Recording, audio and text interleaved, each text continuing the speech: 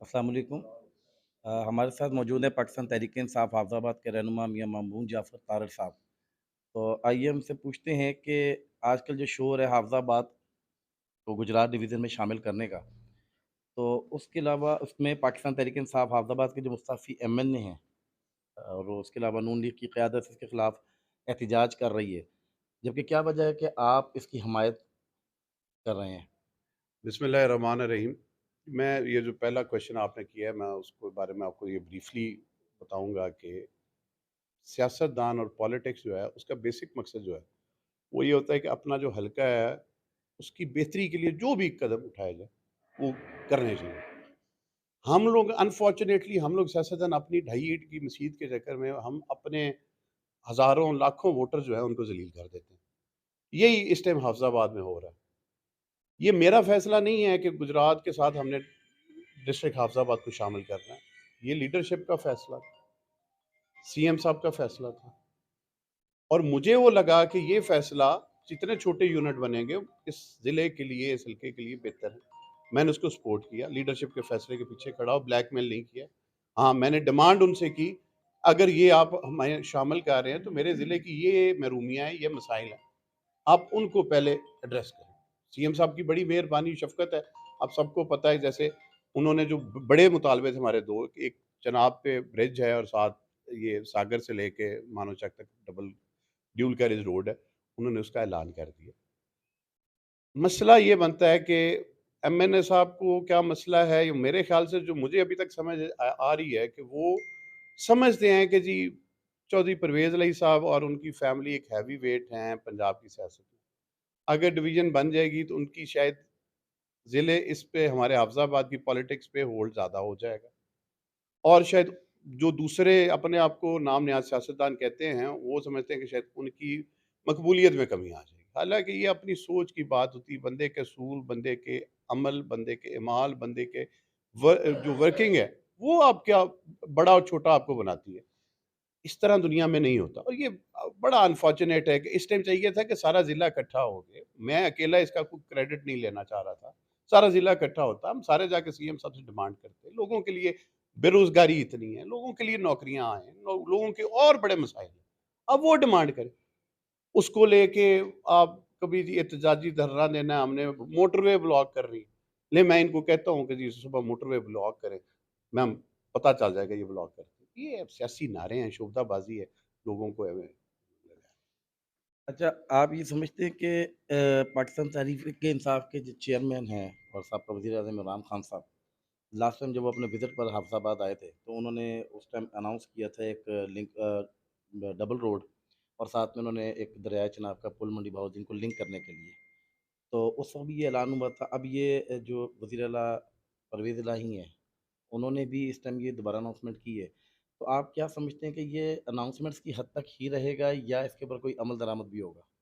बड़ा अच्छा क्वेश्चन है आपका, इसको मैं आपको शॉर्टली इसके बारे में बताता हूँ कि प्राइम मिनिस्टर साहब इमरान खान साहब मार्च में जब तशरीफ़ लाए, तो हमारे एमएनए साहब ने एक लंबी चौड़ी लिस्ट जो है स्टेज पे सारी दुनिया ने देखा, गिनवा दी।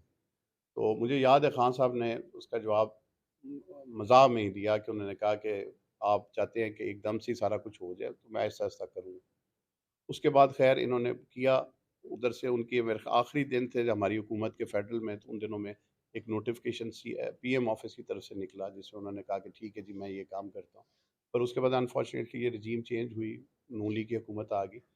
ये ऐलानात होते हैं, इसका एक सीक्वेंस होता है, मैं आपको सीएम या प्राइम मिनिस्टर एक ऐलान करता है। ऐलान करने का मतलब है कि हुकूमत आपके मुतालबे को मान गई। सेकेंडली उसका होता है डायरेक्टिव इशू होता है सीएम या पीएम ऑफिस की तरफ से, फिर उसका पीसी 1 बनता है, एस्टिमेट बनता है कि काम करना उसकी मालियत कितनी लगेगी, पैसे कहाँ से आएँगे, क्या होना। वो बनने के बाद वो जाता है पीएनडी में, उसकी सारी बन के वो जब डिटेल फाइनल हो के उसके टेंडरिंग प्रोसीजर में चला जाता है और उसके टेंडर लग जाते हैं, तो तब समझा जाता है कि ये काम अब ऑन ग्राउंड होगा। उससे पहले क्योंकि अगर फिर कोई हुकूमत चेंज हो जाए तो आने वाली हुकूमत, एक रवायत हमारे मुल्क में, वो पिछली हुकूमत के सारे काम रोक देती है। और मुझे बड़ी उम्मीद है इंशाअल्लाह ताला, मेरे मौला ने चाहा और अल्लाह ने करम किया बशर्ते ज़िंदगी, ये हुकूमत जो पंजाब में है, इंशाअल्लाह इसी दौर में मैं इसकी टेंडरिंग भी कराऊँगा, ग्राउंड ब्रेकिंग। बाकी होना तो वो है जो अल्लाह को मंज़ूर है। अच्छा, तो क्या आप समझते हैं कि गुजरांवाला की निस्बत गुजरात से जो अब इल्हाक हुआ है या डिवीज़न में शामिल हुआ है, तो आपको क्या लगता है कि इससे हाफ़िज़ाबाद की आवाम को मतलब बेनिफिट है या तरक्याती फ़ंड ज़्यादा मिलेंगे? इसके बारे में आपका क्या मौक़िफ़ है? यार बड़ी एक सिंपल सी है। मेरे से पूछने की बजाय ये जो नाम-नहाद लोग इस टाइम इसकी मुखालफत कर रहे हैं, उनसे पूछा जाए कि जी एक उसका नुकसान बता दें। उनके पास कोई लॉजिक नहीं होता। वो कहते हैं, देखिए गुजरांवाला के साथ हमारी बड़ी मतलब कि हमारी उनके साथ रीत-रिवाज बड़े मिले। भई गुजरात को इंडिया का इलाका है। मतलब वो किधर का है? ये गुजरात, ये सारी उम्र जो है गुजरात, मंडी, बहालदीन हम लोगों की रिश्तेदारियाँ हैं, सारा कुछ है।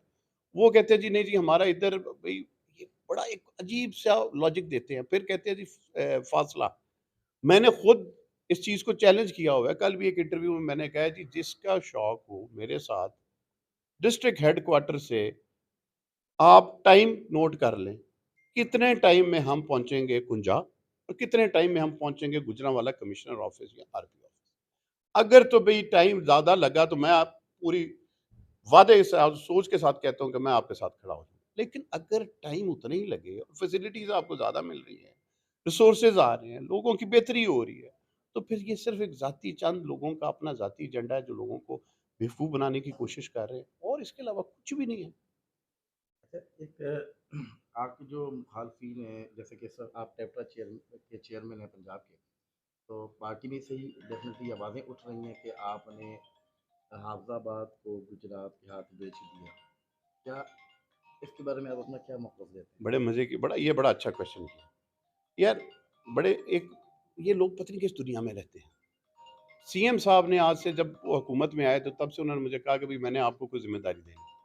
मैंने कहा जी ठीक है, जब आपको जो आपको बेहतर लगा तो कर लें।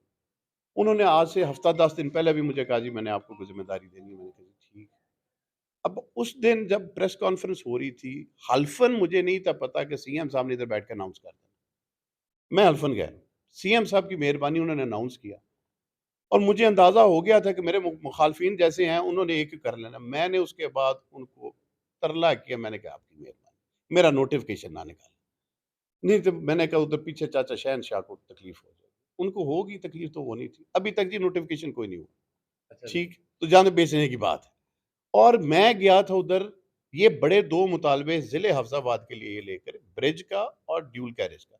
जो अल्लाह के फ़ज़ल से मैं समझता हूँ इसमें अगर मैंने बेचा है तो मैंने बेचा है। कि इस ज़िले की अवाम की बेहतरी होगी, इस पूरे ज़िले के लोगों के लिए वसाइल बढ़ेंगे। हाँ, उसमें अगर मेरा कसूर है तो मेरा है। जी, यानी कि आप ये समझते हैं कि इस चीज़ में कि हाफ़िज़ाबाद का जो है इस वक़्त जो इल्हाक़ गुजरात के साथ हुआ है, इसमें हाफ़िज़ाबाद के लिए अपॉर्च्युनिटीज़ ज़्यादा हैं, फैसिलिटीज़ ज़्यादा हैं या तरक्याती फ़ंड जो हैं वो ज़्यादा मिलेंगे बनिस्बत पहले के? जी, मैं कहता हूँ कोई एक तरीका बनाएँ, आप ओपन डिबेट करा लें इस बारे में। जो सियासतदान कहते हैं कि जी नहीं बनना चाहिए और मैं कहता हूँ बनना चाहिए। सहाफ़ी इकट्ठे हो जाएँ, जगह बना लें, ओपन डिबेट करा लें, मेरे साथ पढ़ी-लिखी गुफ्तगू कर लें। मुझे लॉजिकली या मुझे कन्विंस कर लें या मैं उनको करूँ। कम से कम वो तो नहीं होंगे, जो पब्लिक सुन रही होगी, देख रही होगी, वो समझ जाएगी कि ये एक सियासी शोबदाबाज़ी की बातें कर रहे हैं। इसका रियलिटी से कोई ताल्लुक नहीं। ये ज़िले की बेहतरी एक सिंपल बात है। अगर एक समझे जी मैं आपको एग्ज़ाम्पल देता हूँ, पहले एक एसएचओ के पास एक थाना होता है। उस एक थाने को आप डिवाइड करके वो 2 थाने बन जाते हैं। तो क्राइम रेट ऑब्वियसली कम होगा कि आधी जो जहाँ पर आधी डिवीज़न हो जाएगी ना, एक पूरा आपका जो रिसोर्सेज़ हैं वो डिवाइड हो जाएँगे और आपकी बेहतरी ही आएगी। जब सारे अफ़सर पहले 6 ज़िले को देखते थे, अब 3 को देखेंगे। जो पहले फंड 6 ज़िलों को अगर समझे 100 अरब का फंड है, फॉर एग्ज़ाम्पल मैं देता हूँ, वो डिवीज़न गुजरांवाला को मिलता था। आपका हिस्सा छठे नंबर पे थे आप। आपके हिस्सा बनता था, एग्ज़ाम्पल दे रहा हूँ, साल का 15 अरब, 12, 13, 15 अरब रुपए। अब अगर वो 100 अरब मिलेगा गुजरात को, आपका शेयर अपने हिस्से के मुताबिक 30-32 अरब बनेगा। ऐसे ही है। तो डेवलपमेंट क्या होगी? इस ज़िले की अवाम की होगी। नौकरियाँ अगर मिलती थी 1000, आपका हिस्सा बनता था तब कुछ 200 बल्कि 150 समथिंग। अब आपका हिस्सा बनेगा 3 साढ़े 300, एग्ज़ाम्पल के तौर पे कह रहा हूँ। तो ये बड़ी एक सिंपल सी लॉजिक है। इस पे कोई रॉकेट साइंस नहीं है कि ये बेहतरी होगी। हाँ, सिर्फ़ ये है कि जी हमें चौधरियों की शक्ल पसंद नहीं है तो इसलिए जी हमने नहीं करना। मतलब ये आम बंदे को क्या लगे? उसको मेरे से क्या लगे? उसको मेहदी हसन से क्या लगे? उसको किसी से क्या लगे? उसको अपने काम चाहिए। इन लोगों की झूठी सियासत तो नहीं चाहिए।